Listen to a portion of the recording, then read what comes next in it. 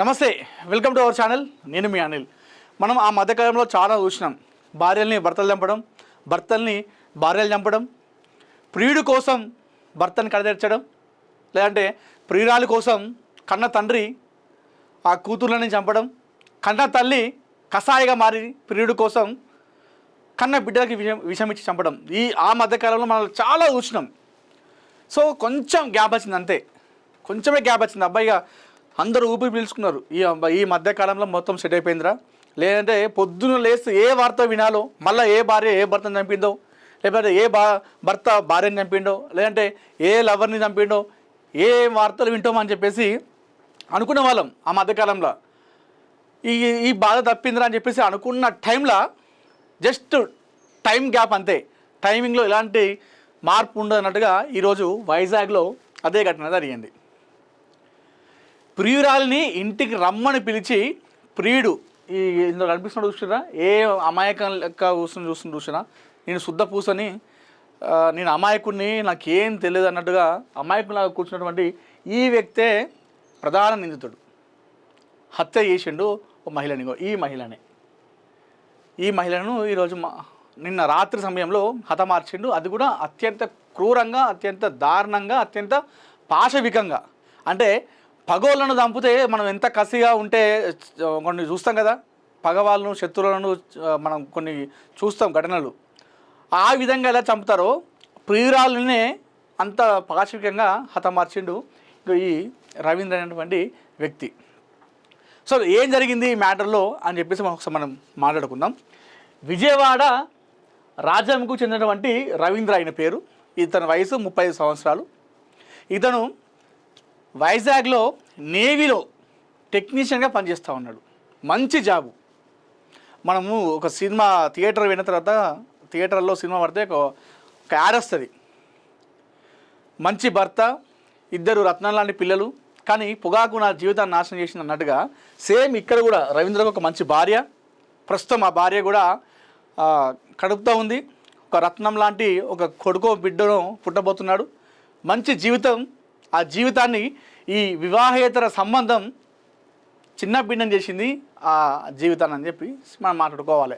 ఏదైతే ఆ పొగాకు యాడ్ ఉందో దానికి మనం రిలేటెడ్ చేసుకోవచ్చు ఈ ఘటనకి.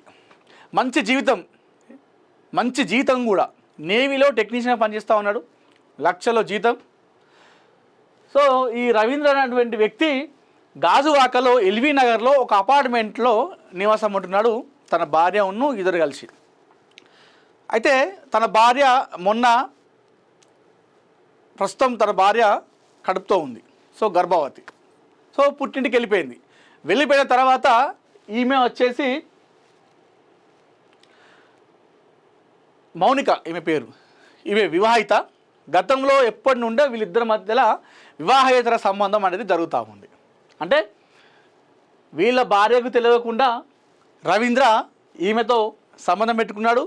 ఈ మౌనిక అనేటువంటి ఈ మహిళ ఎవరైతే చనిపోయారో ఈ మహిళ కూడా తన భర్తకు తెలియకుండా ఈ రవీంద్రతో అక్రమ సంబంధం అనేది నడుస్తూ ఉంది. గత కొన్ని రోజులుగా ఎప్పటి నుండో వీళ్ళిద్దరి మధ్యలో పరిచయం ఉన్నది.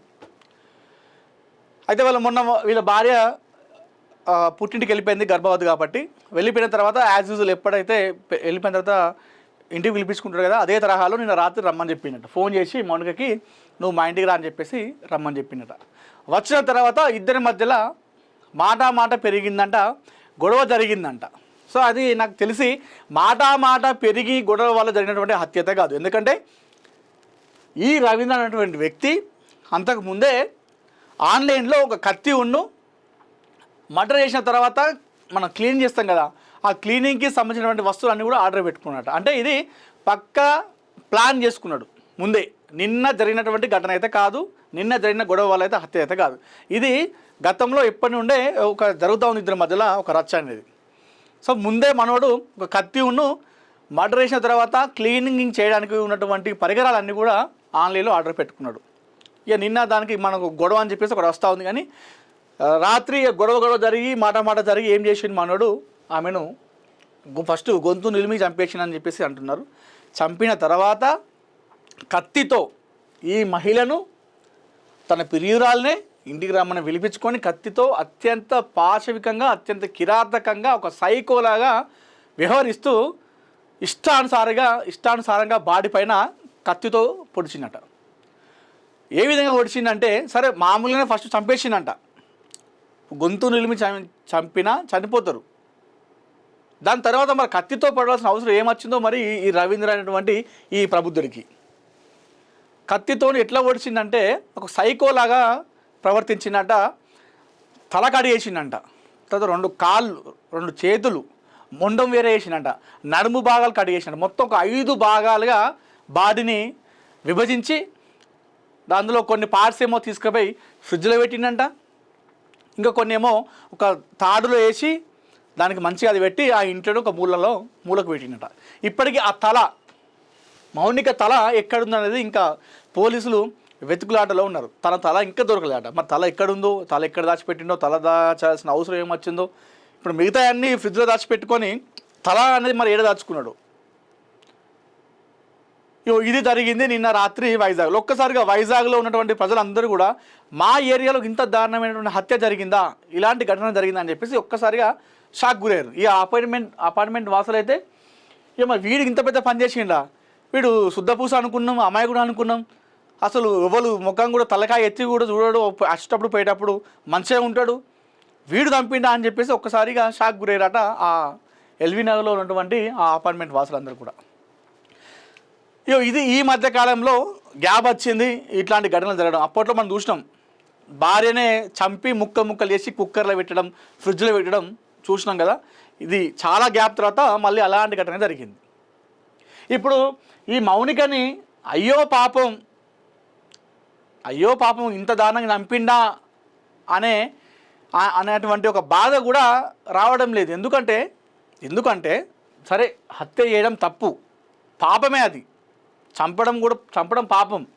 నేను ఎందుకు ఈ మాట అంటున్నానంటే, ఈ మౌనిక అనేటువంటి ఈ మహిళ వివాహిత తన భర్తకు తెలియకుండా అతనితో వివాహిత సంబంధం పెట్టుకున్నా అనేది కరెక్టేనా?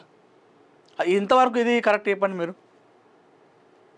ఇప్పుడు తాను మంచిగా ఉండి ఏం కాకపోతే వీడు ఏదో చేసి చంపేస్తే పాప గట్లయింది అని చెప్పేసి పాపం అంటారు. ఇప్పుడు చాలామంది ఏమంటారు సోషల్ మీడియాలో అంటే, చనిపోయిన వాళ్ళ గురించి మనం తప్పుగా మాట్లాడడం కూడా తప్పే, చాలా తప్పు అవుతుంది మనది.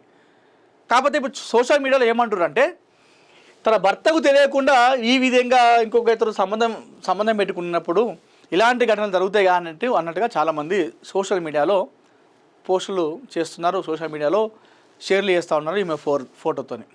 సో మనం చనిపోయిన వాళ్ళ గురించి మనం తప్పు మాట్లాడద్దు. కానీ ప్రస్తుతం జరిగేటువంటి ఈ సభ్య సమాజం తలదించుకునే ఘటనలు ఇంకా పునరావృతం అవుతూనే ఉన్నాయి.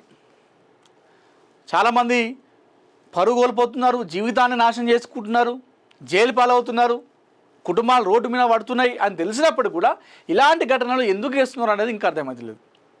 మరి వీడు చంపిన తర్వాత భయపడిపోయి లొంగిపోయిందంట. మరి చంపినప్పుడు భయం కాలేదా? ఆ కత్తితోని అంత విచక్షణ రహితంగా పొడిచినప్పుడు అంత భయం అనిపించలేదా? నీ ప్రియురాలే కదా, మరి అంతా ఒక శత్రువును ఓడిచినట్టుగా, ఒక పగవుని ఓడిచినట్టుగా పొడవడం ఏంటిది అంటే, ఇదంతా దాన్ని ఏమంటారు, తప్పించుకునే ప్రయత్నం. అంటే నన్ను సొసైటీ నన్ను ఏం అనుకోవద్దు, నేను మంచోడిని అనుకోవాలి అనేటువంటి ఒక ప్రయత్నం చేస్తుండు. భయపడి లొంగిపోయినట. ఒక మనిషిని ఇంకొక మనిషిని చంపాలంటే ఎంత ధైర్యం ఉండాలి. వీడు గట భయపడి లొంగిపోయినట. అది ఎంతవరకు సమంజసం? ఇది కథ. సో ఇతను చెప్పేటువంటి వాదన ఏముందంటే, అది ఇంకా మనకు బయటికి ఏం రాలే. కానీ కొందరు ఏమంటారు అంటే, ఇతని దగ్గర ఈమె కొంచెం బ్లాక్మెయిల్ చేస్తుంది, నన్ను పెళ్లి చేసుకోవాలని చెప్పేసి వేధిస్తుంది, కొన్ని విషయాలను బ్లాక్మెయిల్ చేస్తుంది అనేటువంటి ఉద్దేశంలో ఈమె అడ్డు తొలగించుకోవాలనేటువంటి దాంట్లో ఈ రవీంద్ర ఈ ఘాతుకానికి పాల్పడ్డాడు అన్నట్టుగా కొంతమంది అభిప్రాయపడుతున్నారు, కొంతమంది చెప్తా ఉన్నారు. ఇక ఏది ఏమైనప్పటికీ కూడా ఇప్పుడు ఈ వైజాగ్లో జరిగిన ఘటన ఏదైతే ఈ హత్య ఉందో, అది ఒక రెండు కుటుంబాలు రోడ్డున పడ్డాయి. ఇటు ఈమె కోల్పోయినటువంటి బాధలో భర్త ఉన్నాడు, అదే కుటుంబ సభ్యులు. ఇతను జీవితం నాశనం అయిపోయింది. అలా భార్య ఇప్పుడు కడుపుతో ఉంది, ప్రెగ్నెంట్. రేపు మాపో పాపన్న బాబా పుడతాడు. ఇతను చేసిన పనికి వాళ్ళు అనుభవించాలి. ఇప్పుడు వీళ్ళ భార్య వాళ్ళ పిల్లలు అనుభవించాలి వీడు చేసిన పనికి. ఇటువంటి ఘటనలు జరుగుతున్నాయి, సభ్య సమాజం తలదించుకునే ఘటనను. సో మొత్తానికైతే ఒక్కసారిగా ప్రియురాల్ని పిలిపించుకొని కత్తితో అతి దారుణంగా అత్యంత పాశవికంగా కిరాతకంగా నరికి చంపిన ఘటన 2 తెలుగు రాష్ట్రాల్లో ఒక కలకలం రేపిందని చెప్పుకోవాలి. ప్రస్తుతం పోలీసుల అదుపులో నిందితుడు రవీంద్ర ఉన్నాడు. అతన్ని పోలీసులు విచారణ వ్యక్తం చేస్తున్నారు. సో మనం ఫైనల్గా మాట్లాడుకున్నది వివాహేతర సంబంధం కానివ్వండి, అక్రమ సంబంధాలు చివరికి జీవితాన్ని నాశనం చేసే దిశగానే అవి ఉంటాయి. కానీ ఎక్కడ కూడా కుటుంబాలు కావచ్చు, ఇద్దరు వ్యక్తులు కావచ్చు బాగుపడ్డట్లు చరిత్రలో ఎప్పుడు లేదు. వివాహేతర సంబంధం, అక్రమ సంబంధం చివరికి అది విషాదానికి దారి తీస్తుంది తప్ప వినోదాన్ని అయితే ఎట్టి పరిస్థితుల్లో ఇవ్వదు అనేదానికి ఈ ఘటన, వైజాగ్లో జరిగినటువంటి ఈ ఘటన మరొక ఉదాహరణగా మనం చెప్పుకోవచ్చు.